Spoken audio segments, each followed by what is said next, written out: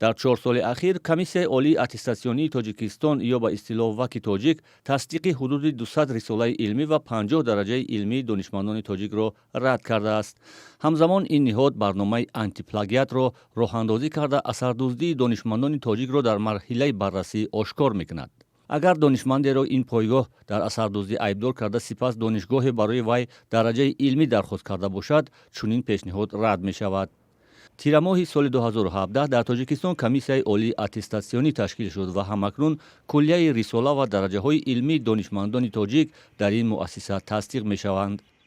аввалан шаҳрвандони кишвар олимон масалан олимони ҷавон имкон пайдо карданд ки дар худи кишвар бевосита рисолаи худа дифоъ кунанд. таълифи рисолаҳо ба забони давлатӣ хеле зиёд шуд ва дар ин маврид гуфтанӣ ҳастам ки яъне забони илмии адабии тоҷик низ имрӯз шакли муайяни худаша гирифтааст ки дар ин масъала баҳсҳо зиёд буданд. бо ин вуҷуд бархе аз донишмандони тоҷик ба фаъолияти Комиссияи олии аттестатсионии Тоҷикистон хушбин нестанд ва мегӯянд ки сатҳи илми тоҷик дар муқоиса ба солҳои қаблӣ ба маротиб поин рафтааст. онҳо мӯътақиданд ки тасдиқи рисолаҳои илмӣ ба мисли солҳои қаблӣ дар Русия аз таҳияи асарҳои илмии камарзиш ҷилавгирӣ мекард.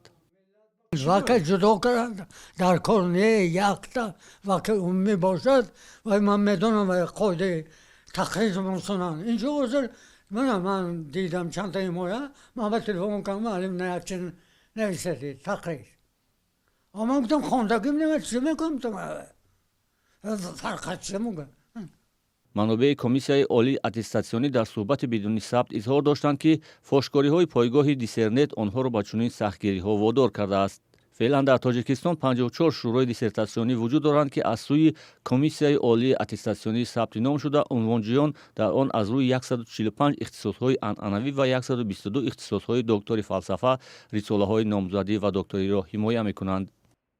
яке аз бартариятҳош ин аст ки бо забони тоҷикӣ ҳимоя мекунанд ва дуюм бартарият ин ки аз харҷҳои зиёдие ки барои тарҷума дар корҳои пешина вай мешуд сарф мешуд аз ин ҳам гӯем ки раҳо ёфтанд.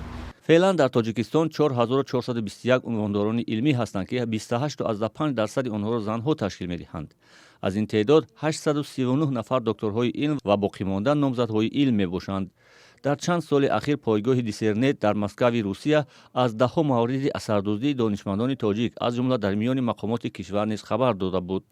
вале мақомоти тоҷик мегӯянд ки Дисернет як созмони ғайридавлатӣ аст ва баровардаҳои он қувваи қонунӣ надоранд.